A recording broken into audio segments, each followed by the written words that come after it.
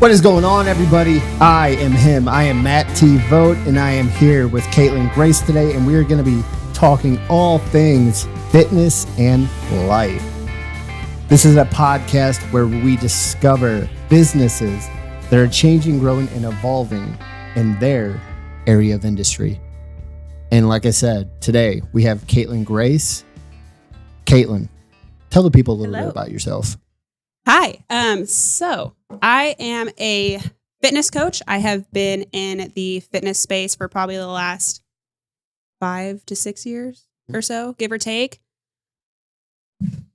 I have been about everywhere in the fitness space. I've been a personal trainer. I've been in a supplement store. I've been in a customer service sales position. I've been a manager at a gym.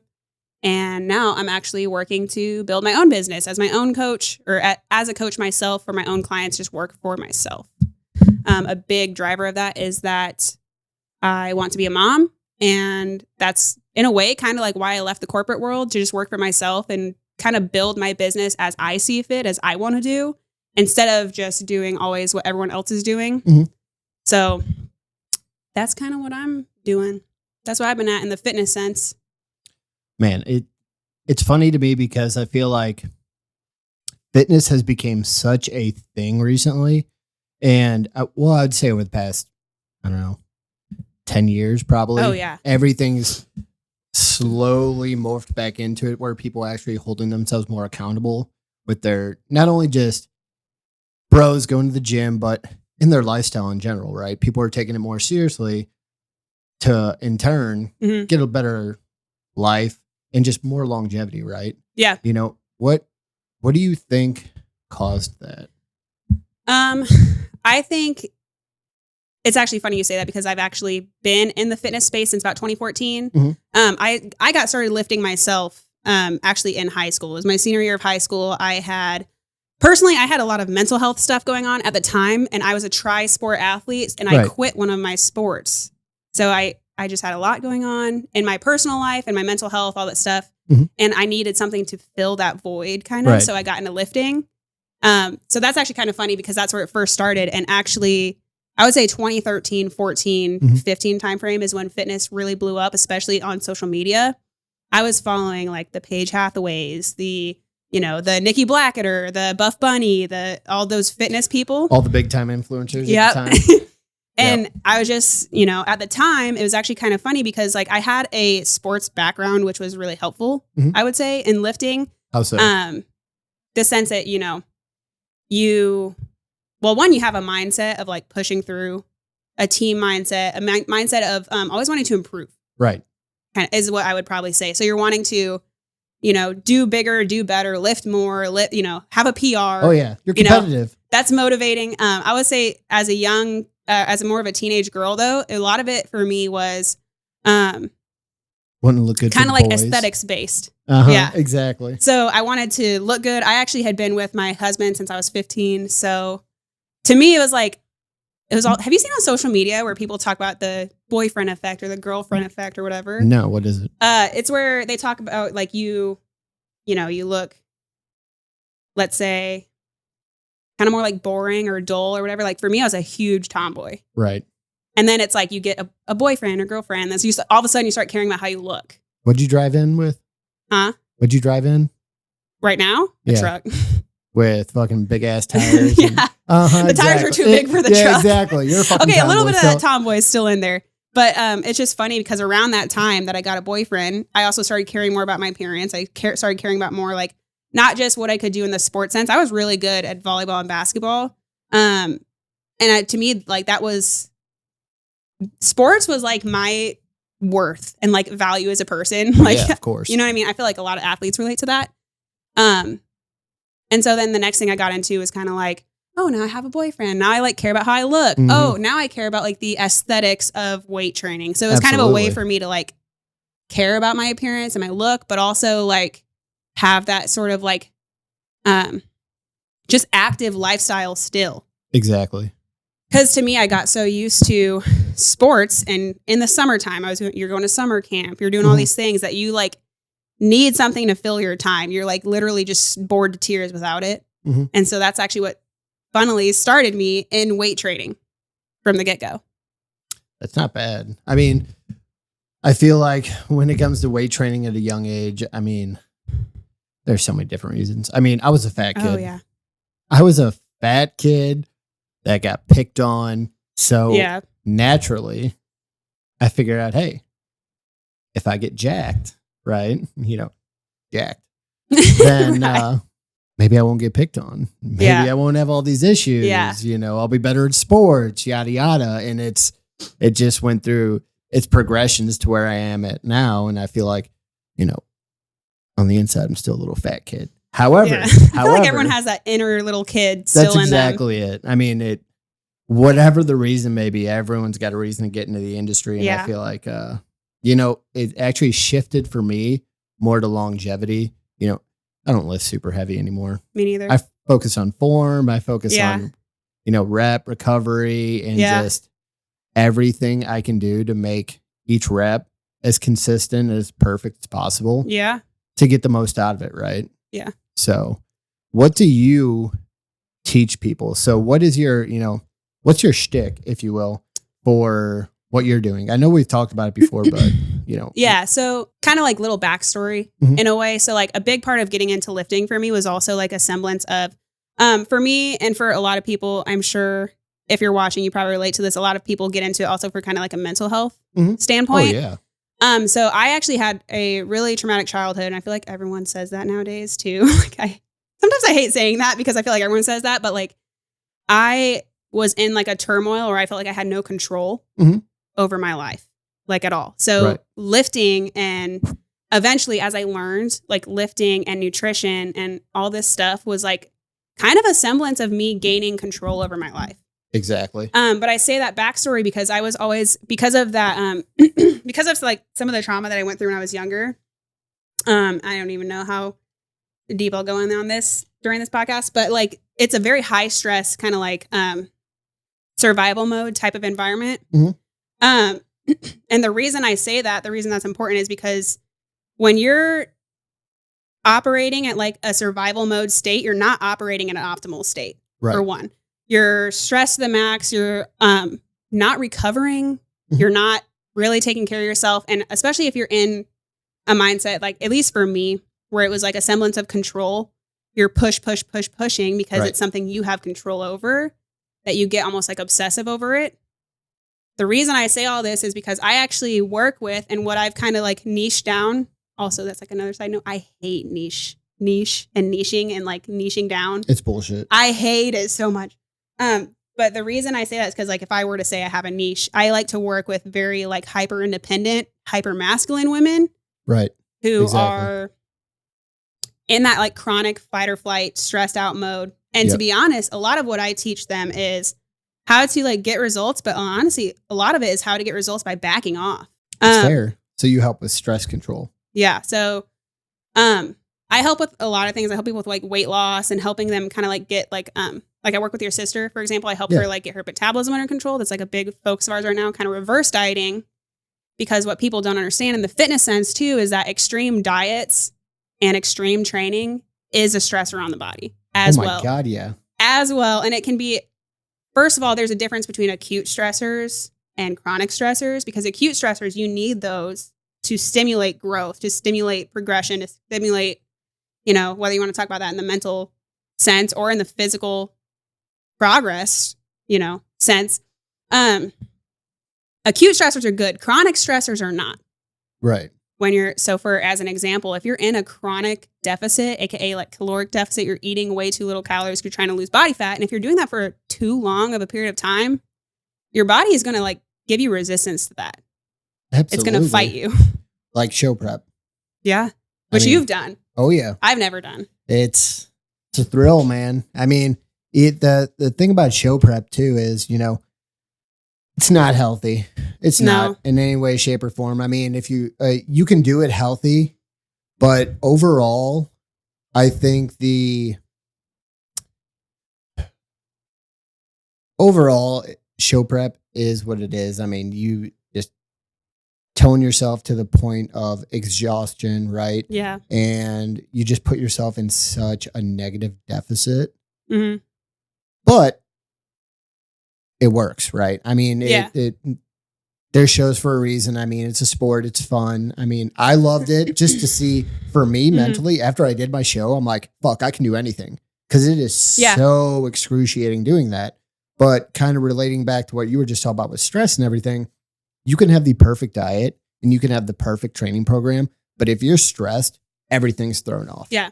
And it's a little different too because I work with mostly women. I just like to do that because I am a woman and I like to be able to help people that I can relate to. I like to be able to help people that it's like, and I know we kind of talked about it briefly before the podcast, but we've all worked for Andy Frisella. I can't remember if he said this. I, for some reason, think he did, but someone along the lines, I thought it was him, said something about like, you're most qualified to help the person you were like 5 years ago. Have you guys ever heard that quote? Oh, yeah. All the time. Was that Andy that said that, or was that just like a quote? He has said a lot of things that I've like taken and learned, but you're most qualified to help the person you were 5 years ago. And that like really rings true to me. And that's how I like kind of know who I'm meant to help is the person that I once was. Oh yeah. 1,000%. I mean, who's more qualified than the person you were, right? Yeah. I mean, because you already went through all the steps of making those poor decisions, or not necessarily poor decisions, but uneducated decisions. And if you have the ability to change somebody by helping them, by giving them that advice, then you should. Yeah. And it's like you want to help someone that you can truly understand. Exactly. Like if I have a client or someone, I'm not going to pretend to put myself in your shoes if I don't actually understand what you're going through. Oh my God. You know what I mean? Oh yeah. So that's why it's just, that is where, and I hate niche. I know you and I just said that, but it's like, that's where I think niche becomes important, is like, you have to be able to understand the person that you're actually trying to help in the first place. Oh yeah. Because if you can't, I've actually noticed that. And I'm very new in business, very new. I don't even consider myself like expert. I'm very beginner still. Get out. I've learned, get out. I've learned there are some women that I've helped that I'm doing everything in my power and my best to help. But it's like, you get to a point where it's like, it's hard to talk to you. Cause like, I don't understand you. You don't understand where I come from, and it's like, that's where I think the niche becomes important. Because there are certain types of women who are not like the type of woman that I am, that it's like, that there's nothing wrong with that. There's different types of people everywhere. But I notice it's like, you are truly most qualified to help the person that you once were. Right. Because let me ask you this. Do you think it's more so a difference in person, or somebody who actually gives a fuck and somebody who doesn't? Because a little bit of both. When we worked at S2, man, I mean, if somebody came in and wanted to buy a pack, we would sit down, we'd write them out of diet, right? We'd write them the PSG. And then if somebody told me that they weren't going to follow the diet, for better or for worse, I know where you're going with this. I'm not selling them a fucking pack because it's going to come back on me. Yeah. Fuck that. I remember, and I think that has led me a lot in my own business, is that I've had some like one or two probably experiences like that. I'm like, if you're not going to follow this diet, I'm not going to sell you like a metabolism booster. I'm not going to do that. Well, exactly. Because I can't have a clear conscience doing that. And that has like followed me into my own business. Like, I cannot sell you something and have like a clear conscience about it if you're not actually going to follow through. Nothing we do is magic, right? I mean, even Murph, when we started talking about doing the podcast, like, I had to put in action to show him that it was important to me, right? And that's why it took so long to get the podcast going, because I reevaluated until we ended up here. I mean, he's supposed to be making me reels, but I took it upon myself this past episode to learn how to do it myself, right? And that's just educating myself on what I need to learn and how he does it through his process too, right? So, I would text him, hey, how does this look? Hey, should I use this program or this program? And he helped me every step of the way. There's a lot of people who just don't want to educate themselves and or are too lazy to follow through on what they're doing, even though they have the help right in front of them. And I think that's a problem. I think, go ahead, Murph. And for any of all of y'all that are thinking about starting a podcast and you're going to hire a producer that will not take you through a process and how to set it up and is not just there to record you talking and watch you stumble and fail, you need a better producer. I didn't let him do that for a reason. All right, back to your stuff. Got a little shout out here. Amen. Amen. Amen. Nah, Murph is great at what he does. And I feel like, even just to call myself out, I've even talking about the action thing. I've even asked Murph for some help on some things and I've not even taken action on it. And a lot of that is, for me, and I don't know if you felt this way about the podcast or your business or anything, but I've talked to you on the phone plenty of times about business. You are also like the biggest hype man for business, by the way, in my opinion. Like you've given me so many like business pep talks as such a newbie. Like you're in this game. Both of you guys are in this game way longer than I am.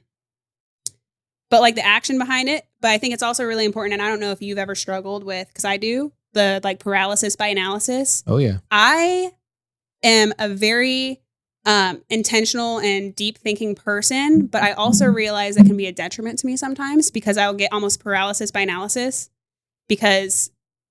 So like if you've experienced that, tell me about that a little bit, because I feel like every entrepreneur does, at least to a little bit.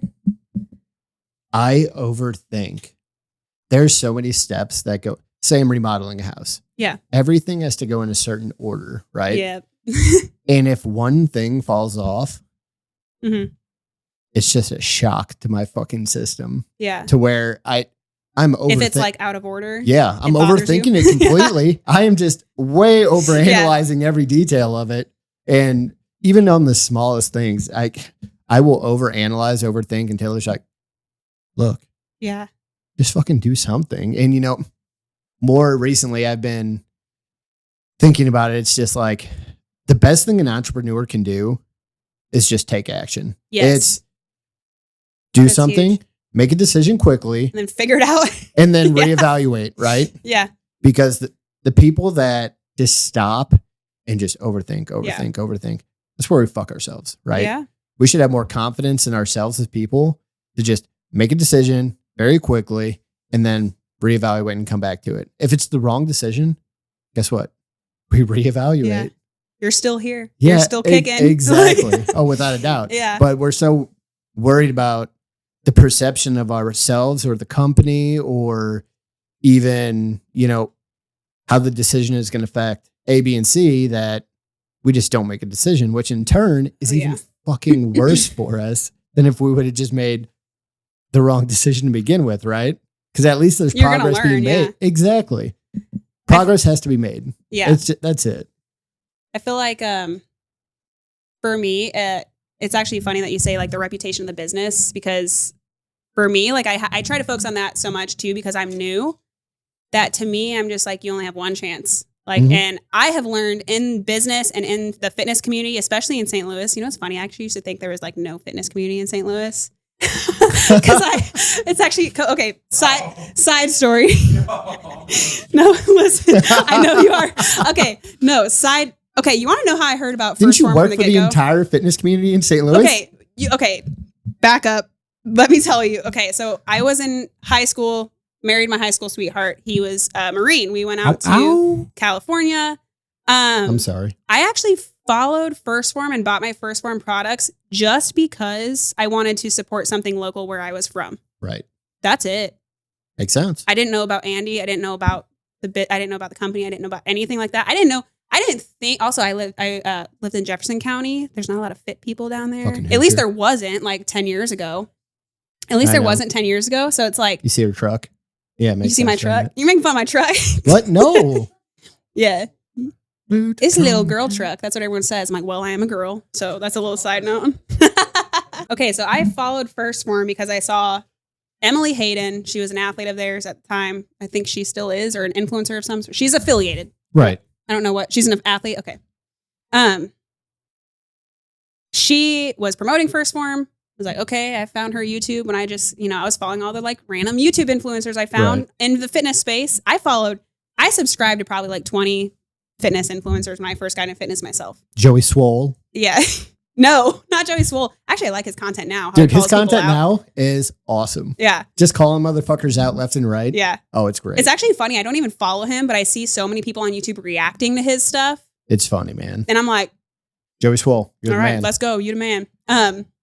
But anyway, so through the grapevine, me following all these influencers, I follow Emily Hayden. She, supports First Form. And then I saw that she had posted a YouTube thing where she was in St. Louis. I'm like, oh, I'm from St. Louis. Like, oh, First Form's from St. Louis. Oh, okay. And that was like my first, like, they have fitness anything where I'm from. Right. Like, that's crazy. That's wild. So that was actually funny because I grew up in Jeffco. Maybe that explains it, Murph. But I didn't think that fitness was important to people where I was from at all. So when I was living in California, I'm like, kind of going to school, but also like, I don't really want to do any of this school thing. Like I got a general associate's degree. Right. And it took me 4 years to get a general associate's degree because I didn't want to waste time with classes that I didn't need. Because I would like kind of like take a semester. I know this sounds so stupid. It really did.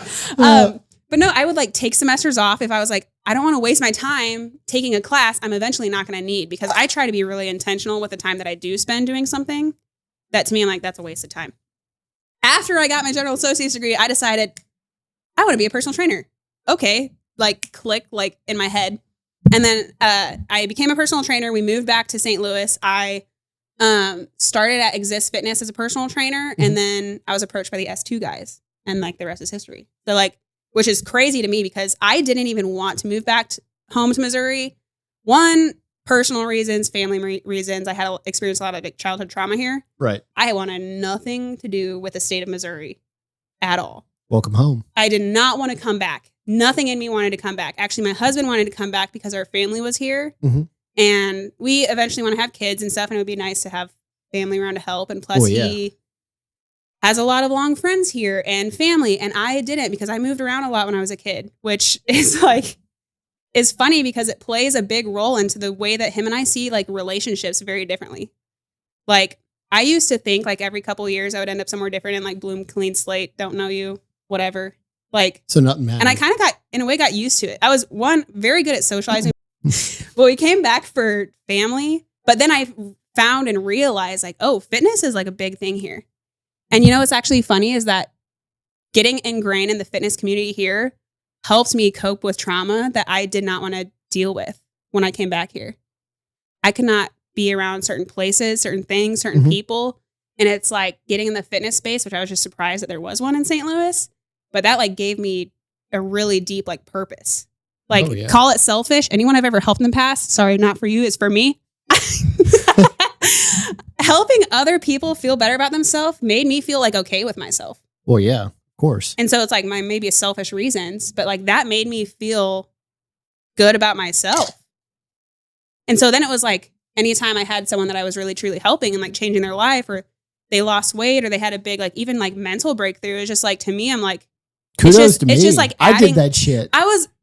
And to be honest, the first couple of times I saw that, like the first time I was at S2 and I saw someone get on the InBody scan and they were down 20 pounds. I'm like, almost like, is that ain't real? Like, it's wild, dude. You know what I mean? And it was just like, that ain't real. Is this thing broken? Like, what's going on? That's exactly it, dude. It's wild experience, man. Yeah. When you literally take time to spend with a person, they come into the store, you know, you give them an outline of what to do here, and then they put the work in on the back end, and they come in, like you said, and they're down 20 pounds. Mm-hmm. That hits you different, man. Yeah.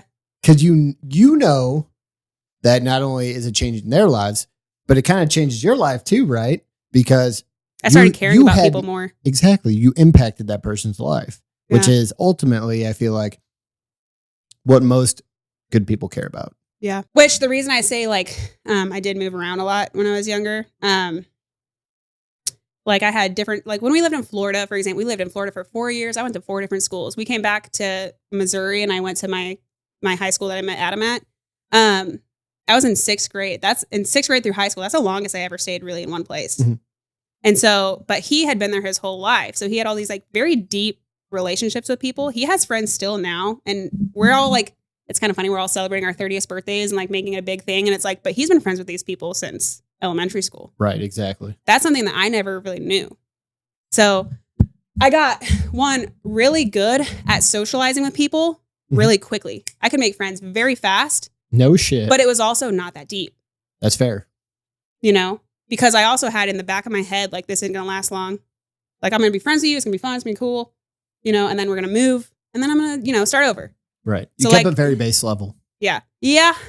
Yeah. And then anyway, so since coming back home, especially in getting into the fitness industry too, it's like, but as like sad as it is, like that being my growing up kind of thing, I never really learned to care super deeply about people. Right. Like I could make friends real quickly. I could, you know, all this stuff. I was like social butterfly. I was the one getting in trouble in school for talking to anyone and everyone. The teacher would move me seats. I'd talk to them too. I don't care. Like, exactly. That's you know how what I mean? was. That's how I was. But it's like, I like talking to people, but I used to think I didn't like people. But I was like, I realized from my younger life, I was like craving that like deepness of connection with people. Exactly. Because now as an adult, I'm like, that is to me one of what I feel is one of my like best traits is that I can connect with people quickly and like usually pretty deeply too. That's like, fair. I mean, which I never had that really when I was younger. So it's like now I'm back home, never wanting to have come back home, like finding all these like kind of like low key like blessings. I'm like, okay. And so it actually helped me heal a lot of trauma I had from growing up too, being in the fitness industry and being able to help people with fitness. Fitness can do amazing things, man. And I feel like it's definitely a blessing when people utilize it properly. Cause I mean, it can heal a lot of demons when, cause kind of like what you were saying, when you first started talking about it, like when you were back in high school, you were an athlete, it really gives some people like, gives them something to live for. It gives them, the ability to know that, they're worth something. It gives people a community to be around. Fitness can just do a lot of crazy shit. Like I said before, man, I was a fat kid. Yeah. I didn't like it being that, subconsciously I was just lackluster at best. And now I got confidence. I'm good. Yeah. You know what I mean? But you earned that a lot, actually. I feel like just through the fitness and through business and doing what you do and like going off on your own. And yeah, man. I mean, I feel like it just it's compound interest, right? You start with one thing and then you're like, oh man, I hit a PR here. I did this, I did that. And then, okay, well, I know I'm good when I'm at my job. Okay, well, I don't like exactly how things are run, or I don't like this, that. Yeah. And then every step of the way, you're building more confidence, right? Oh, yeah. Even as far as going to shallow is saying, oh, fuck, I look way fucking better. You know what I mean? Right? That builds confidence in us subconsciously, for better or for worse. That builds very much confidence. And you can take that so many freaking places if people want to utilize it. You really could. I think people think of it a lot of times, especially people who just don't know any better. They take it a lot of times as like a vanity thing, but they don't even realize the confidence that it brings to like how you show up in a room, like how you talk to people, how you carry yourself, it's not just how you look. Oh no, dude. I was telling Taylor this the other day, I could be wrong, but if somebody walked into a room with me, exact same skill set, right? Mm-hmm. If I walked into your house, exact same skill set as somebody else. One guy's fat and out of shape, then you got me. You're going to choose me 100% of the time. It's a very natural thing. I think you naturally go to the person who, like, whether fit or not, you're going to go to the person who looks like they take care of themselves in any kind of sense of the word. Even if you're looking at people who don't lift, but like you're looking at two women, let's say, who are real estate agents, and you're trying to pick between, you're going to pick the person who takes care of themselves and like looks put together. You know what I mean? Like looks like even if they're not crazy fit, they're in shape, they're healthy. Humans are naturally drawn to healthy people. Healthy is an attractive thing, regardless of if you're like big and jacked or if you're not. Oh, without a doubt. I mean, it just screams, I care. You know what I mean? For whatever that may be. Or you put effort. Effort. Exactly. And effort's all that matters. I mean, everyone's going to have their perception of somebody else, but if you're putting in the effort, I've never met somebody that wholesomely 1,000% of the time puts in effort that fails. Yeah. Point blank. I mean, if you're giving it everything you got, you're going to get to where you're going if you're on the right track. Right? Yeah. That's actually one thing I've even noticed about business. I've not been in it for very long, but in business, you also learn too, like whether you're going forward or not, like I'll be totally honest. I'm in a spot where I'm not going backwards. I'm also not really going forward though. Right. But you can also realize you're in a spot where it's like, that is kind of a freeing thing about being a business owner too, is that like, that it is a direct correlation to the effort you are or not putting in. 100%. So it's kind of like freeing, even if it's like maybe not what you're like wanting or like, dang, I could have done way better. Like you're looking around the room, you're like, there literally is no one else to blame but me.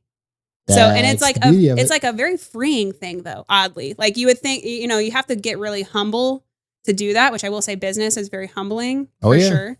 You think you're fucking great? It'll knock you down a peg. Good luck.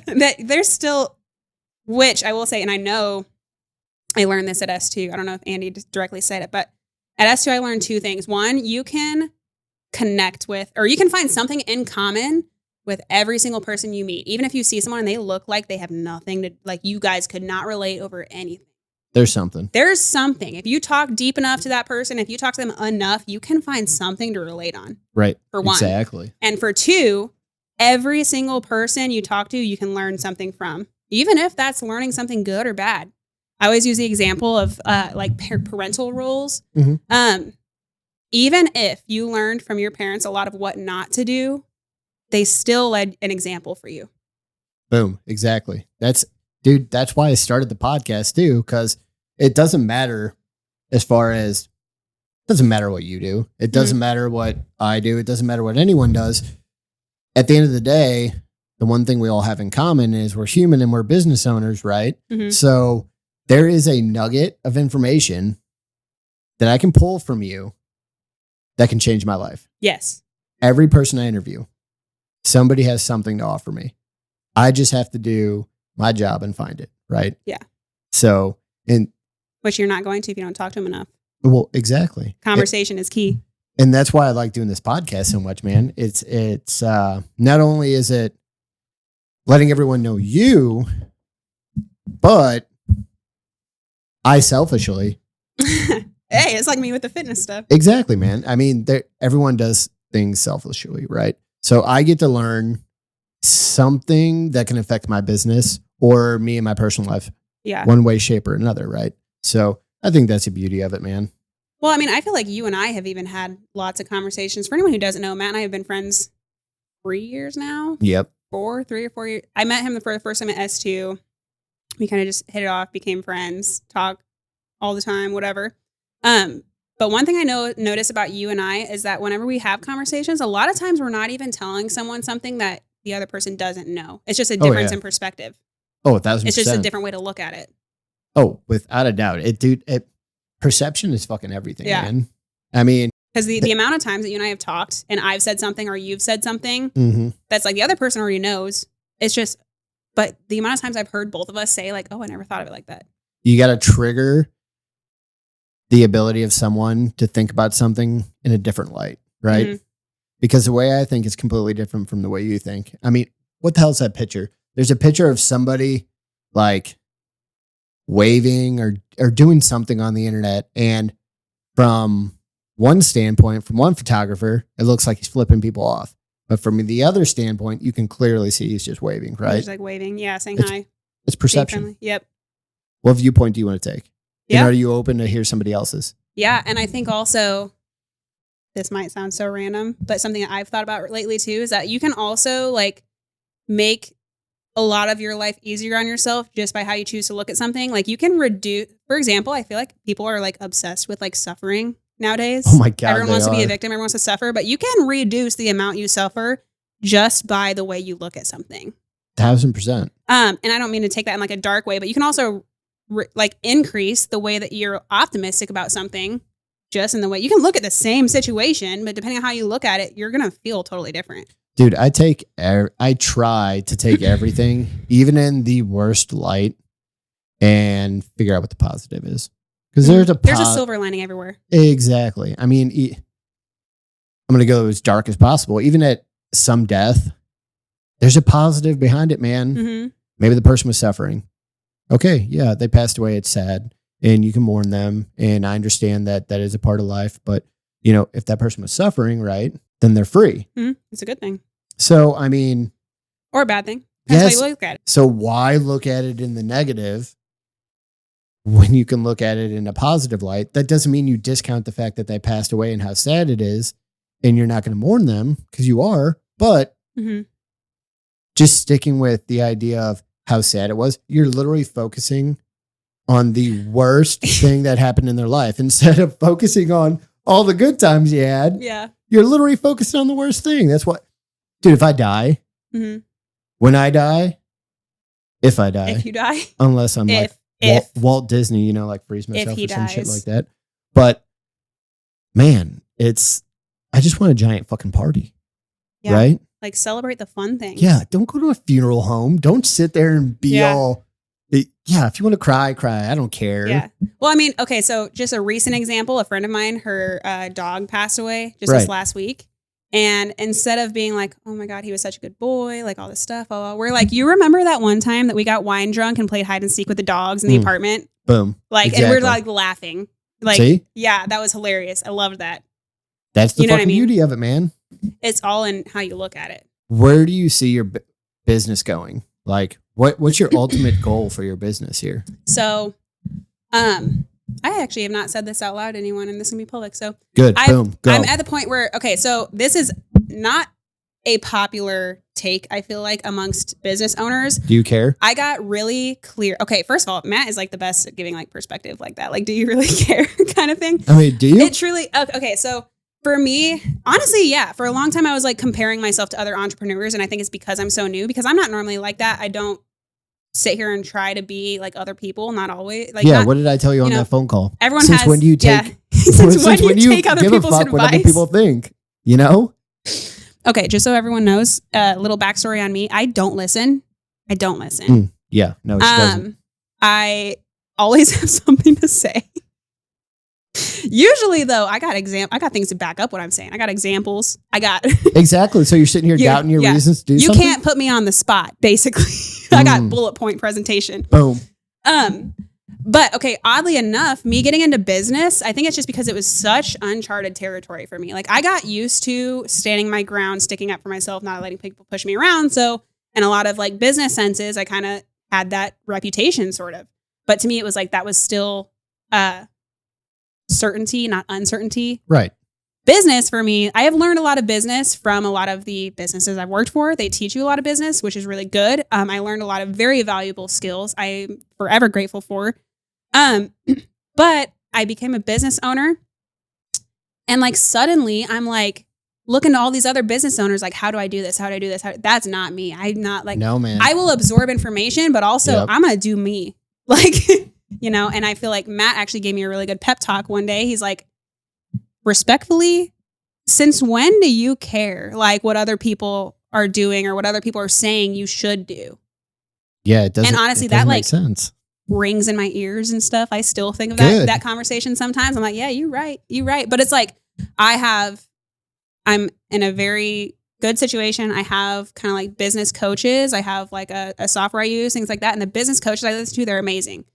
But also you gave me a really good tip where it's like, take what serves you and leave what doesn't. Mm-hmm. Because I was kind of like wrestling with myself a lot. Like, okay, they're saying this and clearly they have the evidence. I'm a big evidence person. Clearly they have the evidence that it worked. Right. But like that, for whatever reason in my gut, I'm like, that doesn't work for me. Well, dude, I was listening to a episode of the MF CEO Project because I was just going back in the archives of Andy's podcast. There's a good content back there. And he said, I don't care what any of you guys do with this content I give you, but you will never be me. Yeah. Right? Yeah. I have my way of doing things, for better or for worse. Yeah. You have your way. And you gave me such a good pep talk. Like, first of all, I feel like you hype me up probably more than I deserve, but also I'm like, you're a friend. But also, I hype people up that deserve it. And I appreciate that a lot. I have to like remind myself, I have to give myself grace a lot about a lot of things. I'm very hard on myself, as you can tell. But anyway, so what I was trying to say is take what serves you and leave what doesn't. There's everywhere you look, there's information that you can gather and you can use, but what works for you and what doesn't. So the reason I was saying this, what I've not really said, the quiet thing I've not said out loud yet, but it kind of is like freeing to say. I said it to a friend before, but I'm like, I am at a spot in my life, and this is like unpopular amongst business for real, but I'm at a spot in my life where nothing is more important to me than my marriage and becoming a mom. Right. But also getting really clear on that was really freeing for me in a business sense. I bet. Like knowing deep down that like, do I want a successful business? Yes. I want to help people though. I don't want to sell people. I don't want to just like, do I have like a certain X amount of money I'd love to make per month? Sure. But I'm not so desperate for that I'm going to sell people that I don't think I can actually help or that will actually fit or that, you know, we can build a relationship with, because I'm really big on a relationship with the people I work with. But it was actually really clearing and pretty freeing or clarity. Clarity? Good I clarity. had some clarity. Yeah, it added some. Even when I was at S2 and first form, you could work, 45, 50, 60-hour weeks. Mm-hmm. I noticed when I was like on top of the world at business, my marriage suffered. Oh, yeah. And if I was on top of the world in my marriage was going great and my business suffered. And so I was like, I can't keep like trying to play these things like they're equal importance, at least for me, because I have to get so super clear, because one of the reasons why I left the corporate world in the first place is because I want to be a mom. Mm-hmm. And I hope no one takes offense to this. But when I was working at those corporate places, there are moms that work there and they like kick ass. They do really good. They're working so hard. They do great things. No offense to any mom. If you guys are listening to this, they didn't be a mom in the way that I wanted to be. Exactly. That was like, I don't want to rely on grandma for babysitting every single day of the week so I can go to work. Well, without a doubt.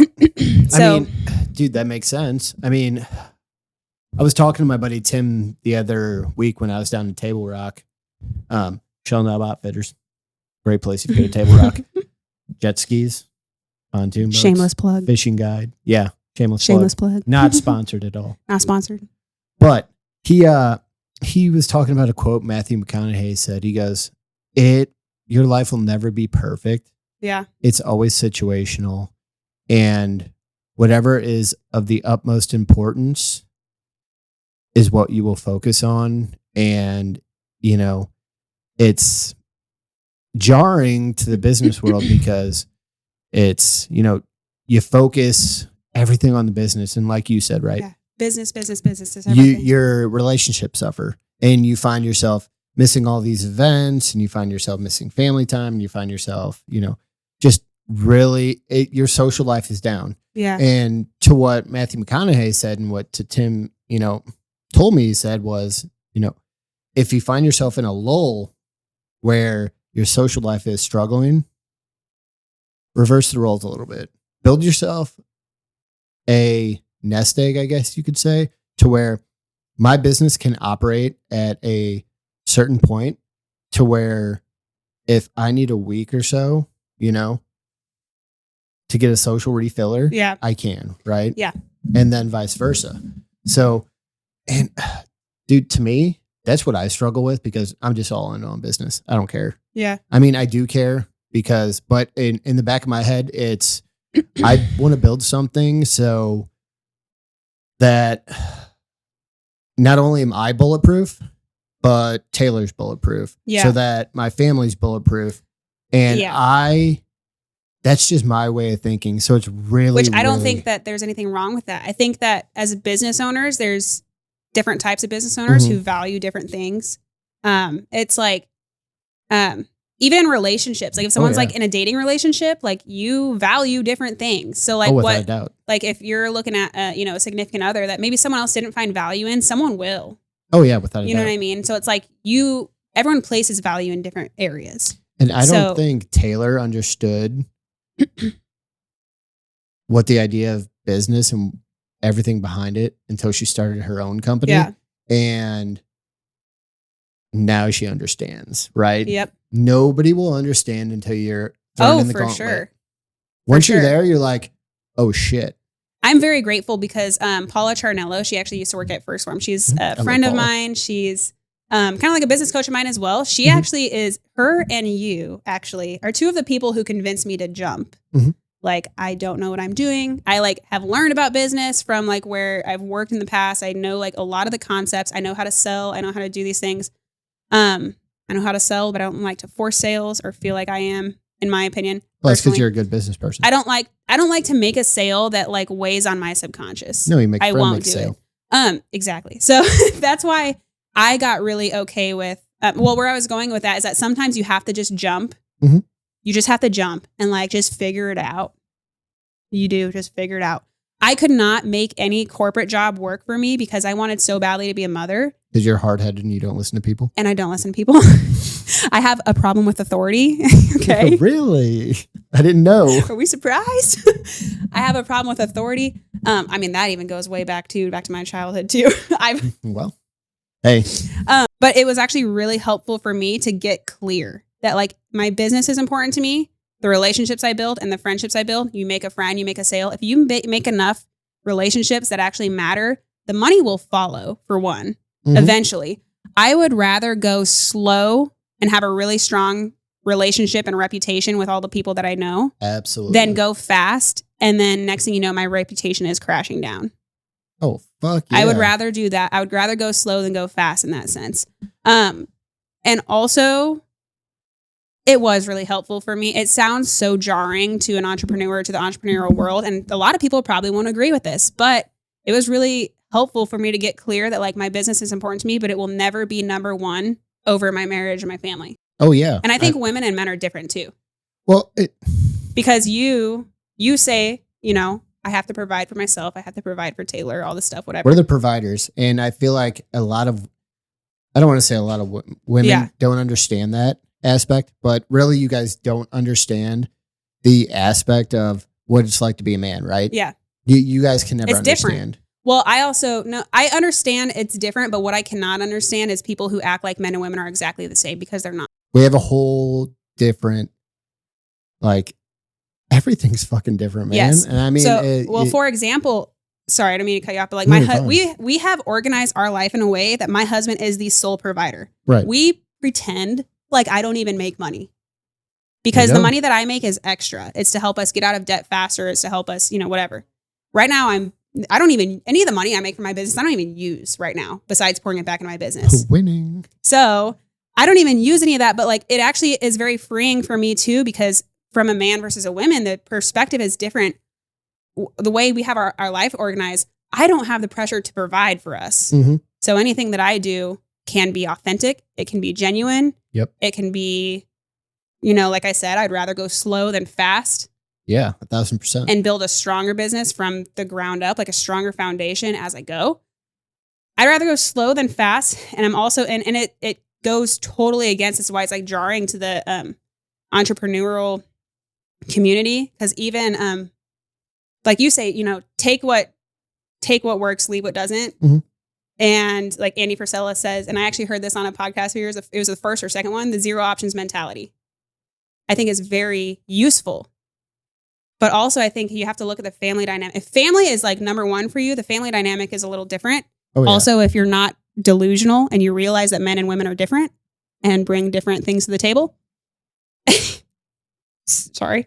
No, but I mean, 1,000% true, man. But I'm going to, if we hear any bullshit over this, men and women are different. All right. Like, they're different. And I don't want to hear no bullshit about, hey, oh, I'm a woman and I do this. And yes, you can do exactly what a man can do as far as like supporting. You do throw in for, you know, bills and all this, that, and the other. That's not the point of what we're talking about. That's not what I'm getting at all. Yeah. So I don't want to hear any of that. Don't try to take our words out of context. The other thing is that just even amongst women, your priorities are different. Some women love and want to be that career woman. They want to be the provider. They want to be the boss babe. Some women want to stay at home and raise children.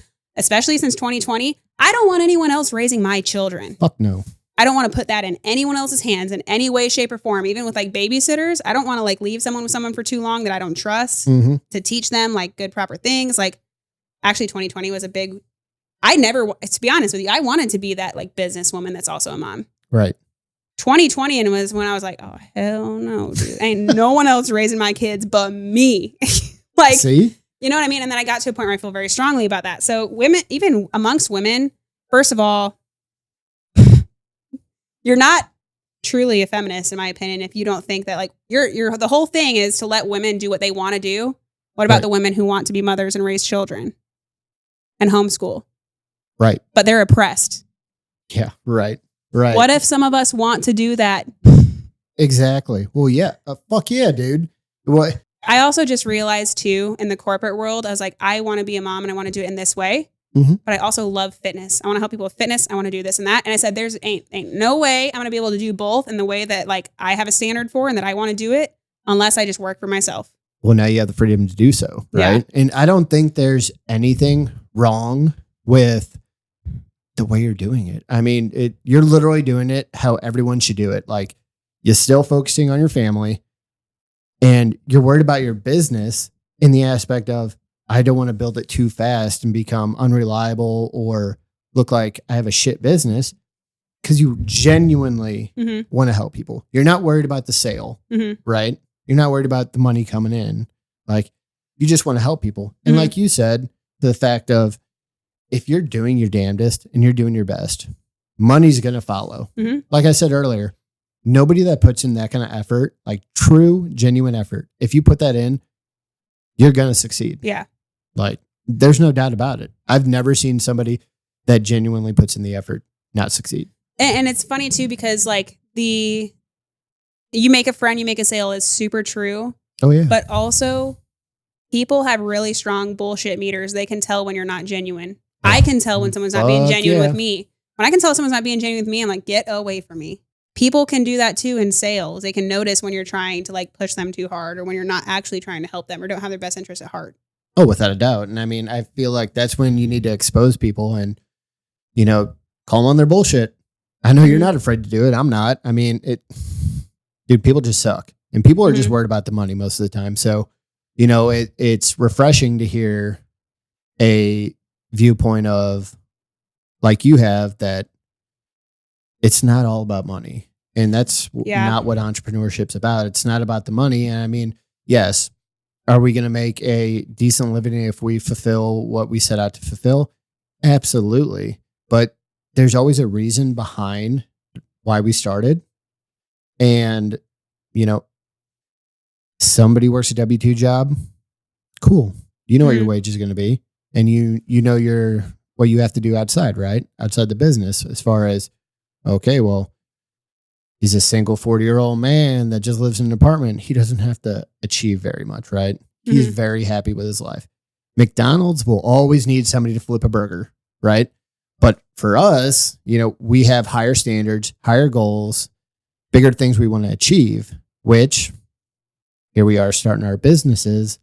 And if you just focus on the money's going to come quick and it's going to leave even quicker. But if you focus on the small standards and the staples of becoming the exact person you want to be with the exact ideology of what you want to be seen as, then, you know, we're going to fucking win, man. Which I feel like a big part of that too is like I've heard entrepreneurs, I don't know who, but they talk about like start the business and then become the person who's supposed to run a business. You have to become that business owner. Like 100%. Like not everyone is going to be that from the get-go. Not everyone is just like, oh, yeah, you should be an entrepreneur. Like when you start, you have no idea what the fuck you're doing. You don't know what you're getting into. Andy talked about it. But as you go, you also figure out if it's worth it to you or not.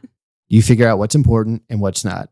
Like it fucking one of Andy's episodes, he was talking about he's like, fuck man, when I started my store, he's like, I knew one of the guys that worked at the old GNC. He's like, I took one of those little cameras that you fucking, you know, slide. He's like, he went into the back room. He's like, I started taking pictures of the shelves. Oh my God. Just boom, boom, boom. He's like, I didn't know what to fucking sell. He's like, so I just put my first order in off of whatever I took a picture of. It is so funny because it makes me think of people who get into business. It's like you think it's going to be like, oh, I'm making $10,000 in the first 2 months or whatever. Yeah, right. Honestly, when you first start a business, it's like low key a little ghetto. Like, oh, dude, my first year when in you're business, just figuring it out, you're like, I don't know, this piece looks like it goes here. Let me put those together. I think I made, me personally, I think my income for my first year was like $15,000. Oh, wow. Oh, you said first year? I thought you said first month. No, first year. First year. Like, I thought you said first month. I was like, dang, Matt. I wish. Just $15,000. Yeah, no. First year in business, it was like $15,000. And I'm like, okay, that makes sense. I'm like, damn. Yeah. That ain't cool.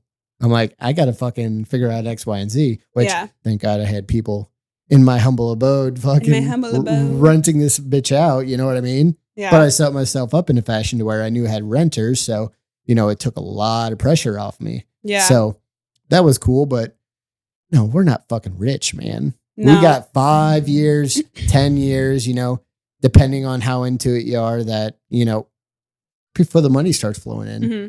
There's a lot of systems we have to set in place to make this shit work. I feel like it's also like people overestimate how fast it'll go. Oh, yeah. Like, I didn't even realize how I was talking to a friend of mine the other day that, like, I've technically been in business, like, coming up on a year. Mm-hmm. And I'm like, coming up on a year? I'm like, since when? Like, what? Like, right. What? I think you're in your first year. Murph just hit his first year. Mm-hmm. I'm at 5 years. And well, my buddy Tim, who's down in Table Rock, he's probably been doing it 8 to 10 years probably on his own. But, man, what you put in is what you get out of it. Yeah. I think it's also important to like have people like Matt has been really important to me just because like the business world is already like kind of lonely. Like you're already comparing yourself to people all the time. You're already doing this and that. But it is really important to have a friend that you can just talk about ideas and get excited about ideas. And like you need other friends who believe your ideas are not crazy. Oh, without a doubt. I mean, me and you were trying to start a gym. Yeah. I mean, yeah, we drew.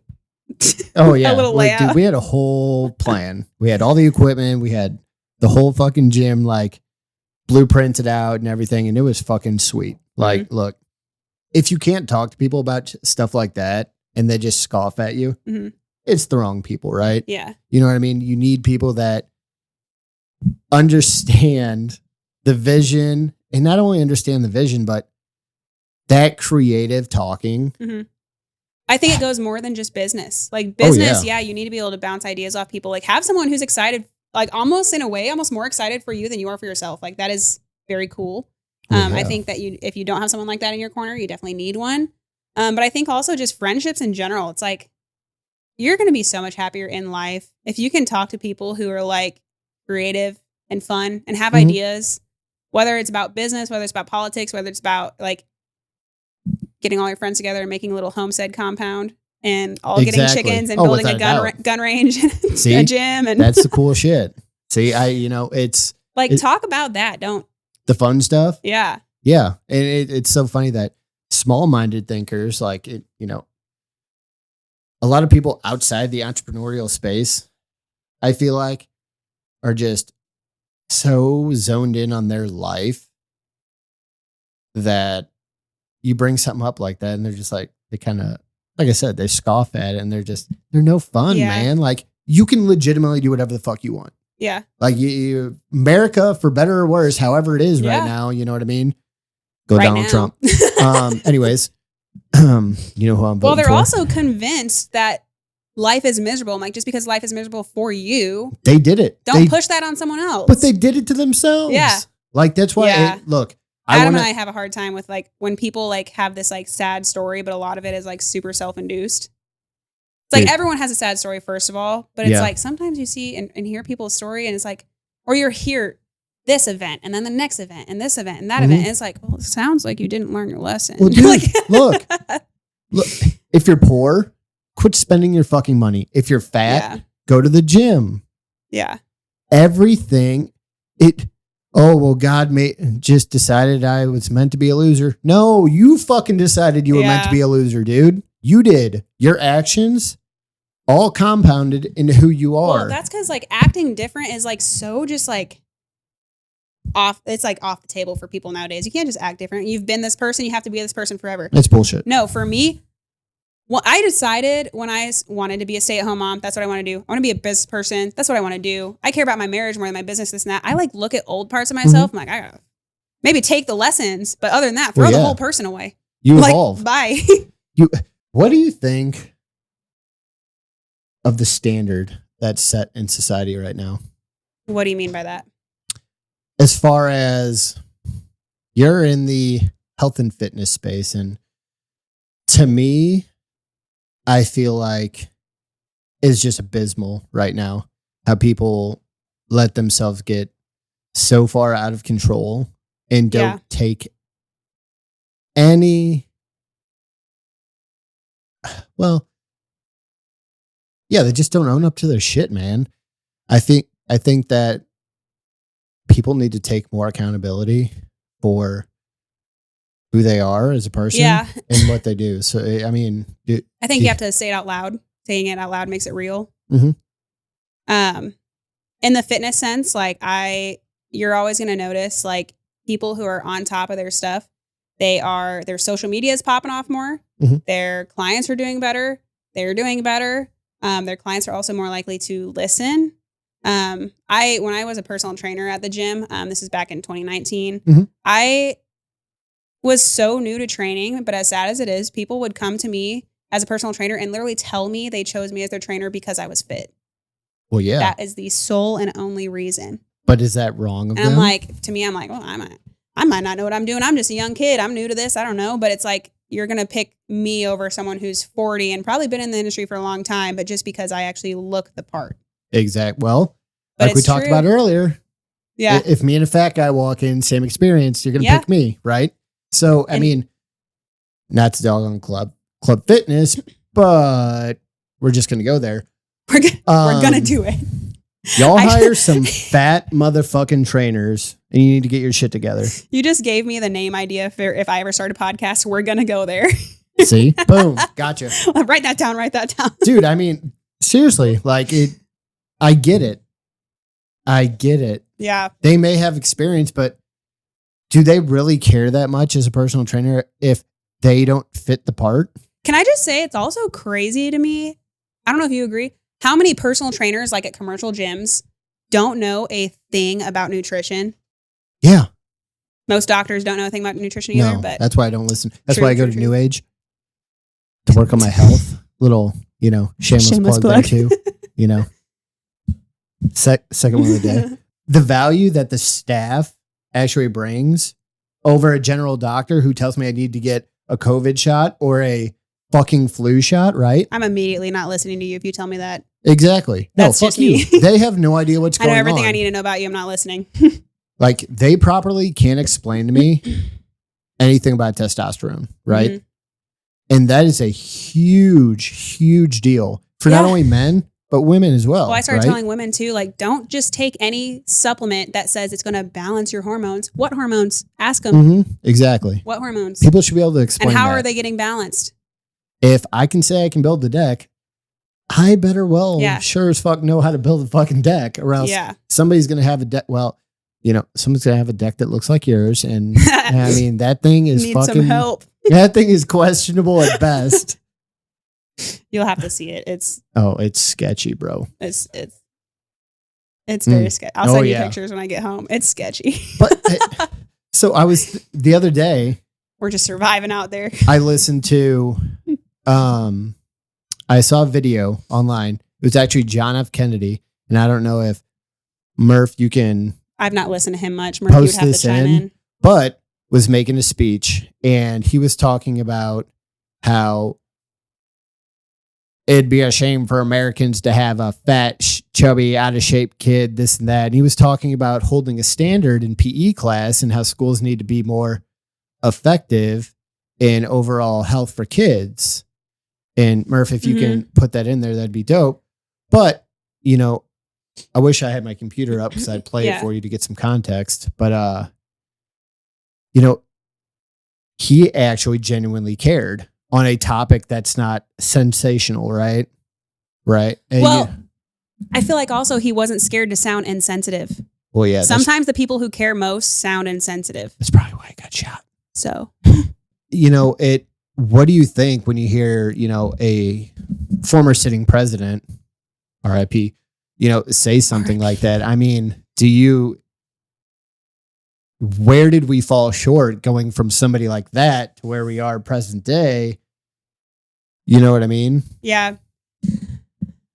And why do you think he said that? I mean, was it valid? I mean, that's kind of crazy for somebody in a presidential spot to say. That's out of the norm, but I respect the fuck out of that. But I think also like saying things out of the norm also shows that like you actually genuinely care rather than just being like a mockingbird and just repeating everything that you've heard everyone before you say. Like saying the unpopular thing is actually like, to me, if I'm listening to someone and they tell me the unpopular thing or, they tell me about myself rather than just being like, oh, you probably just have ADHD, whatever. Mm-hmm. But they're like willing to bring like behaviors and actions of mine to like my face. I'm like, probably just piss me off, but I'm going to listen to you. Right. Like, exactly. You know what I mean? Like you, in that same sense with like that, I don't know what speech you're talking about, but if in that sense, it's like probably pissed off a lot of parents. The kids are probably not paying attention, to be honest with you. But also it's like, if you have fat kids, this is going to sound so insensitive. If you have fat kids, look at yourself. Look at your behaviors. Look at your actions. Look at the food you have in the house. Look at the food you buy. Look at how lazy you are with cooking your food. Mm-hmm. Look at how lazy you are with getting your kids off your screens and have them walk on the street or ride a bike. Would you say that what parents are doing now is detrimental to the next part of our society? Yeah. You want me to talk about gentle parenting? Yeah. I mean, no, seriously. I will not parent like that. And I feel like I am a lot more aware of parenting styles and stuff since I've kind of like decided more like what and gotten more clear with what I want out of my life. I've been paying attention to that. And it goes as deep as like, I feel bad for some, friends, associates, whatever, that sometimes I look at them and I'm like, maybe I don't want you to babysit my kids. Because like you start to look at the example they lead and you're like, kids are sponges. That's exactly. So it goes as deep as sometimes even looking at loved ones and being like, as sad as it is, I don't want you to watch my kids. Not because I don't trust you, but because I don't want them to see how you live or see how you react to certain things or see how you don't react to certain things or see how, you know what I mean? Because like I said, even a bad example is still an example. Like no matter what you're watching, you're still absorbing either good or bad. You're learning from them. And I also think too, like give not in the gentle parenting sense, but like some parents do need grace because like I do think, especially you look at your parents nowadays, right? It's so easy to be so hard on them. I've been very hard on, well, my dad is in prison. Oh shit. Federal prison. So he's not a very good example to say the least. My mom is a single mom now of 7 kids. And was she always perfect? No, but she tried. When you're an adult, you look at it different. I have a teenage sister who she probably doesn't recognize it now, but she will when she's older. Your parent, you idolize your parents. You put them on this pedestal and it's like, then you realize they're people. Then they fall. Right. Then you're just like, when you're older, you look back on it. Like I'm 27. When I look at my mom at 27, she had like 2 kids and was pregnant with her 3rd. Right. And it's like crazy. Your parents really are just doing the best with what they know or what they had. Absolutely. I would say in the parents of our generation. And there really are just people doing the best with what they knew at the time. But the gentle parenting, I cannot get behind because to me, gentle parenting is lazy parenting. And also, this goes back to the whole, not everything is trauma, by the way. Telling your kid no is not traumatizing them. And I think a lot of like, they just don't want to traumatize their kids so badly. I think some people, it comes from a good place. They don't want to traumatize their kid. I get it. Like, I think that our generation is very aware of the effects of our actions affecting them. But I think there's such a fine line that you walk that it's like telling your kid no is not traumatizing, for one. It's not. And for 2, are you actually gentle parenting or are you just being lazy? Yeah. You don't want to argue with them. You just want them to shut up. So you hand them an iPad. Yeah. Like maybe arguing with your kid to get a point across because you're trying to teach them a lesson. Maybe it's not convenient. Right. That also goes back to like COVID times. I've said right like at least 30 times in this fucking podcast. Yeah. We need like a right count. Like put that on the screen, the count of how many times he said you need to do a count on his podcast. If he exceeds a certain number of right, he has like a punishment he has to do like live on the internet. We will not be doing that. This is my podcast. I completely disagree I make the with rules. any of this bullshit that Katelyn and Murph are trying to trap me in right now. Unbroken, damn. That sounds miserable. That would actually be hilarious. Like put it in the like corner of here and it's no, like it would ding, not. Ding, ding, ding, ding, ding. We don't need any of this. I did it for Zach. I remember that. It was actually pretty entertaining. I say a lot. But a lot of it is bringing awareness to it. My husband, when he calls it out, he's like, yeah, I know. I'm like, geez. You've been pretty good about it. I just said it 3 because I'm very aware right now too. I'm like, if I almost say it, I pause. Yeah, see, that's not which is funny because I generally talk very, very fast. I'm trying to not talk super fast, but anyway, so the gentle parenting thing, I'm like, I think that, so a lot of analogies that I use, you guys may have seen me talk about it on social media in the term of fitness, in the term of politics, in the term, it's always a pendulum. Everything is a pendulum. So on one end of this, the pendulum, you're beating your kids, calling them names, traumatizing them, whatever, all this. On the other side, they're getting like no form of discipline at all, that they're going to be such assholes when they're older. They're going to fucking run free. They're going to, you know what I mean? Take out everyone. There needs to be a healthy level of both. Or if people who are watching are more familiar with like Jocko, like a dichotomy is a good analogy for that. There's a dichotomy to everything. Like any given trait that you want. Okay, I've also noticed this too. Like everyone has certain traits. I used to have traits that I deemed bad. Like, for example, I'm way better about it now. But I used to have such like, I was a hothead with like a short temper. Yeah. And I was like, hated myself for it. I was like, this is such a bad trait. I hate this about myself. Like it caused a lot of like kind of self-loathing. Why am I like this? But in times where somebody needs to get heated and someone needs to speak up and say something, it serves me well. Absolutely. And so like every single trait, I've gotten to the point where it's like no trait is necessarily good or bad. It's just like how much or how little of that trait. Like it's how you utilize it. You need it in different times. Oh yeah, without a doubt. I mean, so what I got out of that is parents are fucking lazy in a sense, you know, for lack of a better term.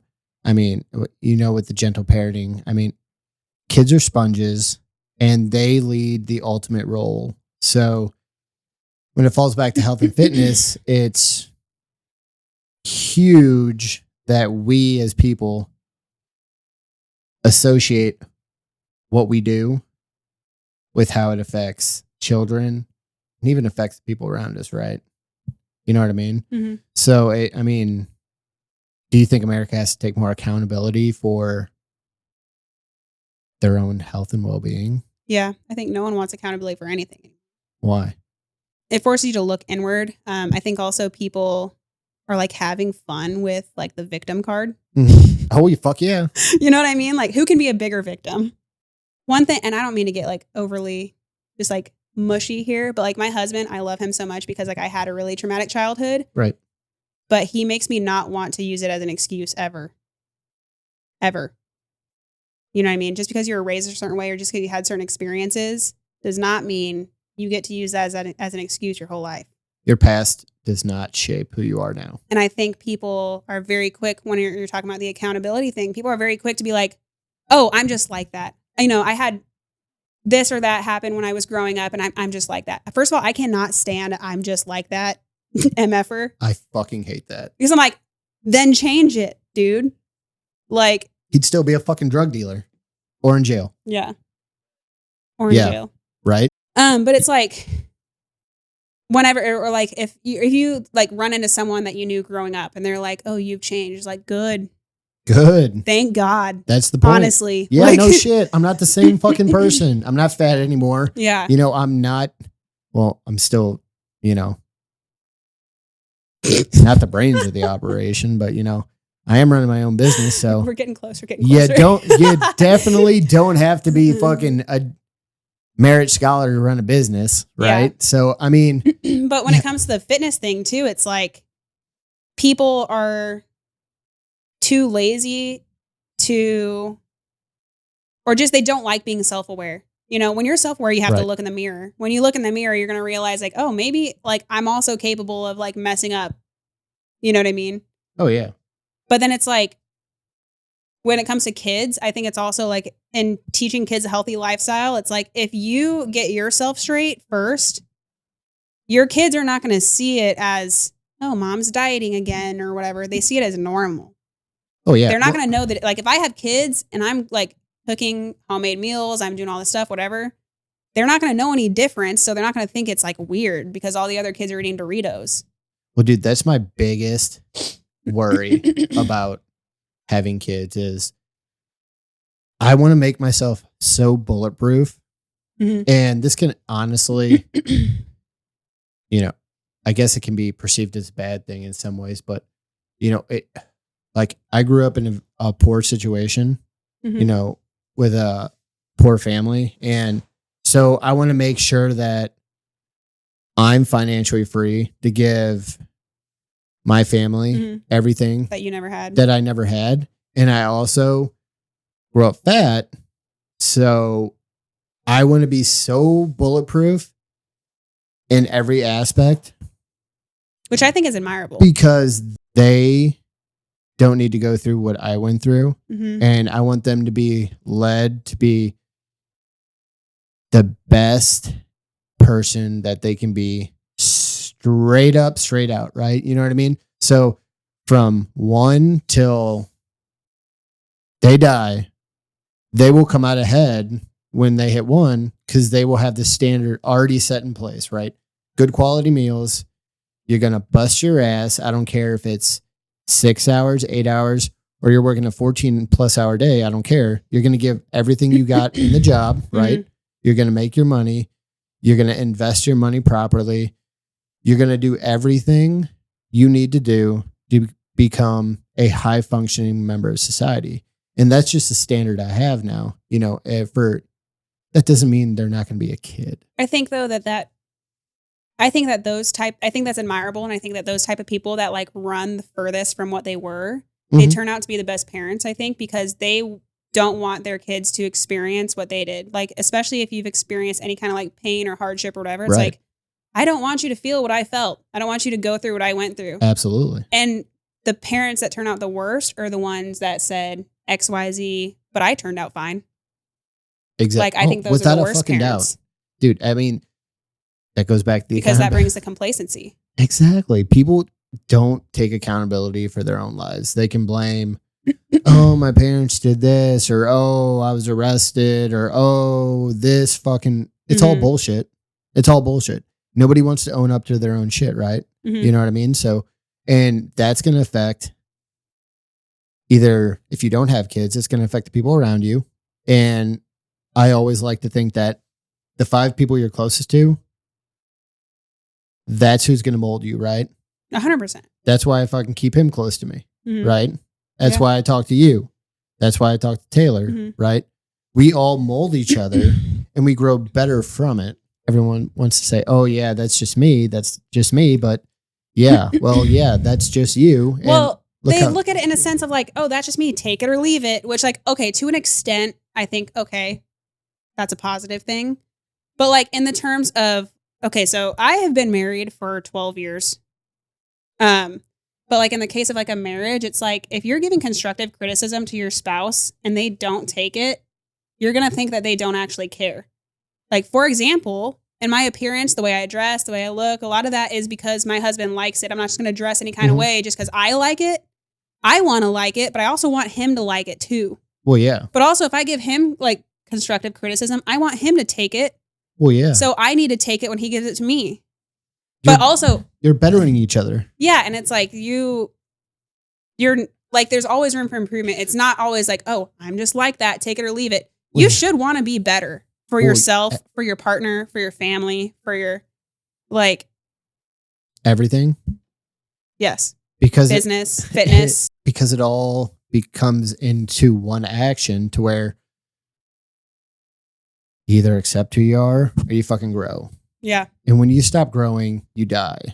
No ifs, ands, or buts. I mean, look, I work out selfishly because, you know, I want people to perceive me in a certain light, right? There's certain associations. When I walk into a room, people look at me a certain way. And I like the way people look at me.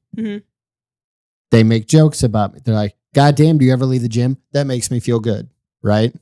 Because I know I'm holding a certain standard in myself that deep down, if somebody's out of shape, they're like, damn, I want to look like him. Or even if that's not the case, it's still fine.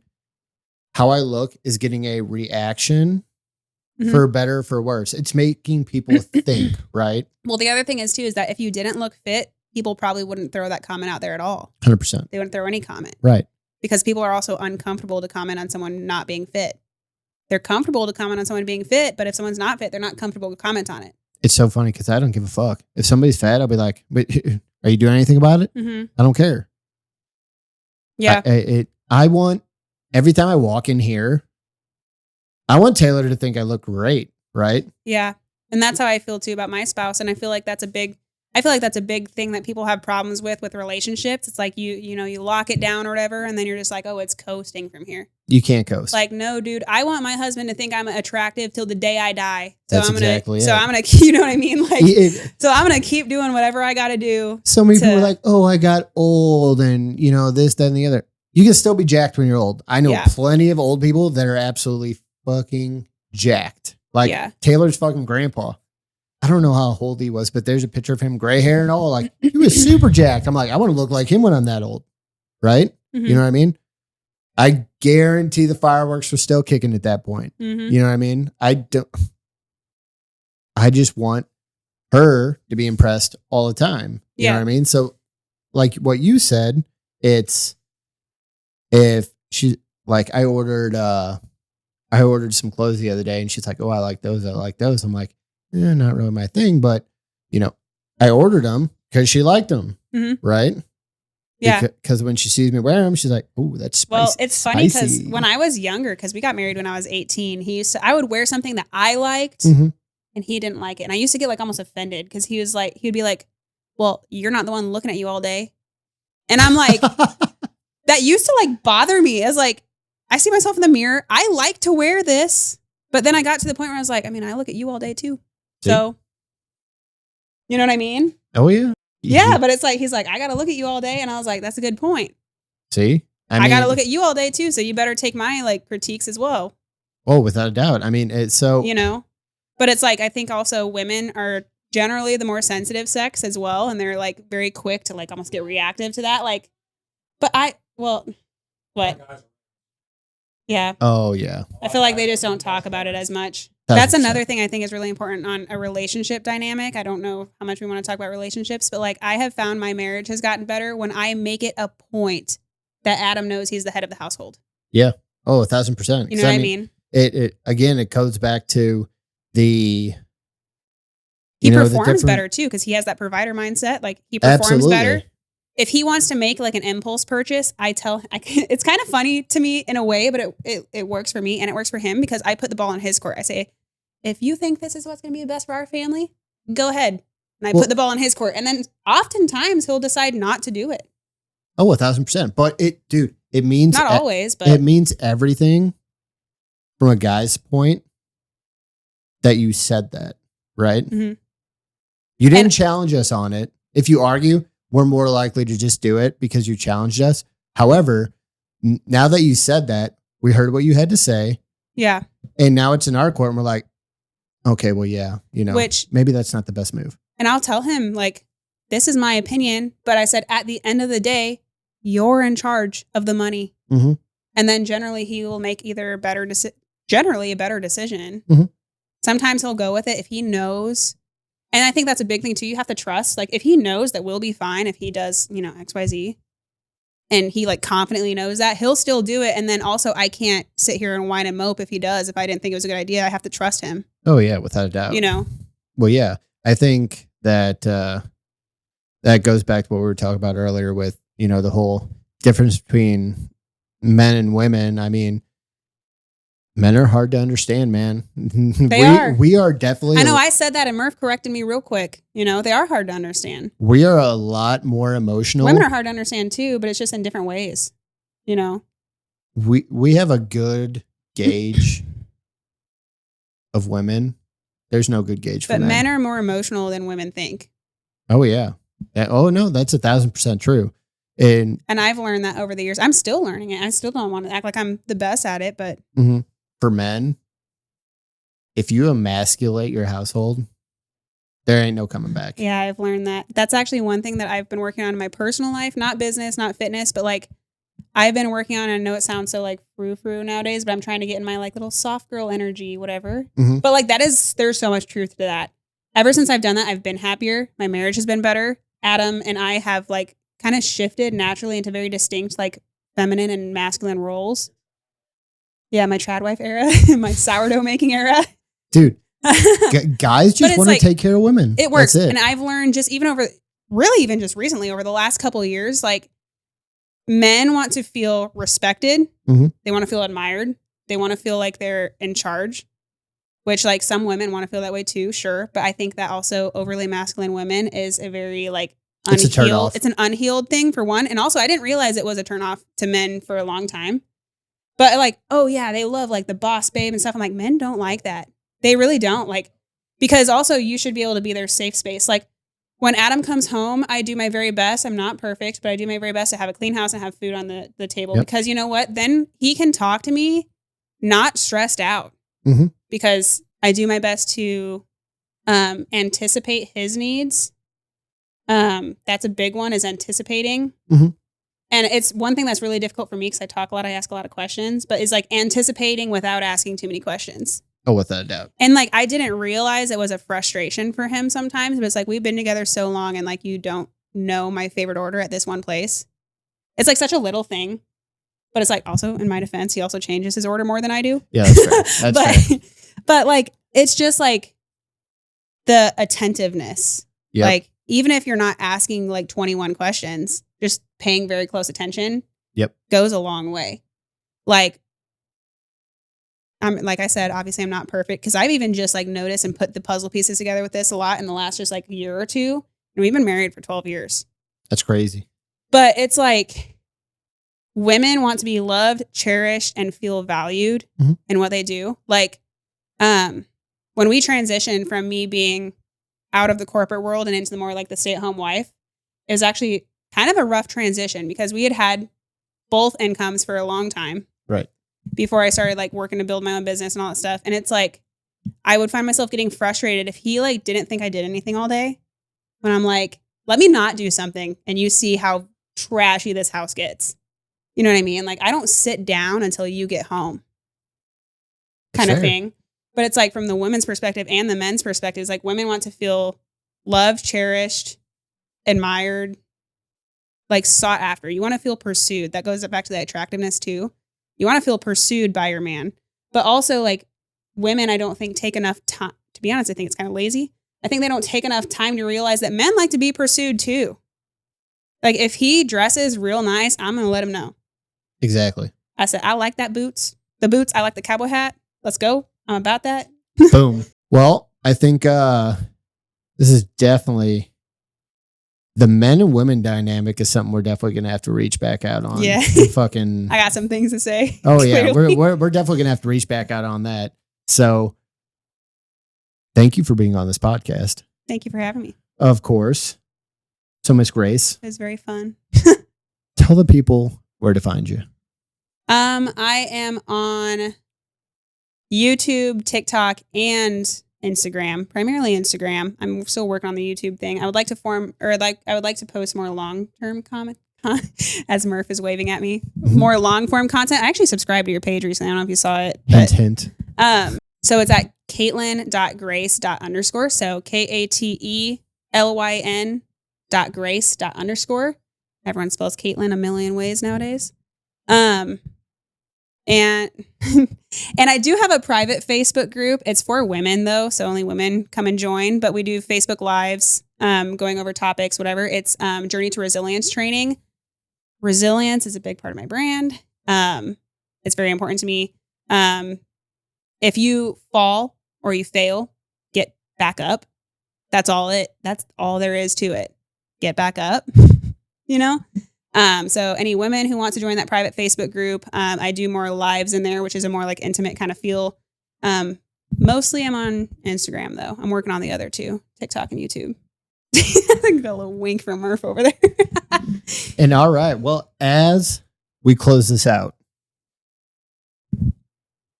what is the number one piece of advice you got to give someone?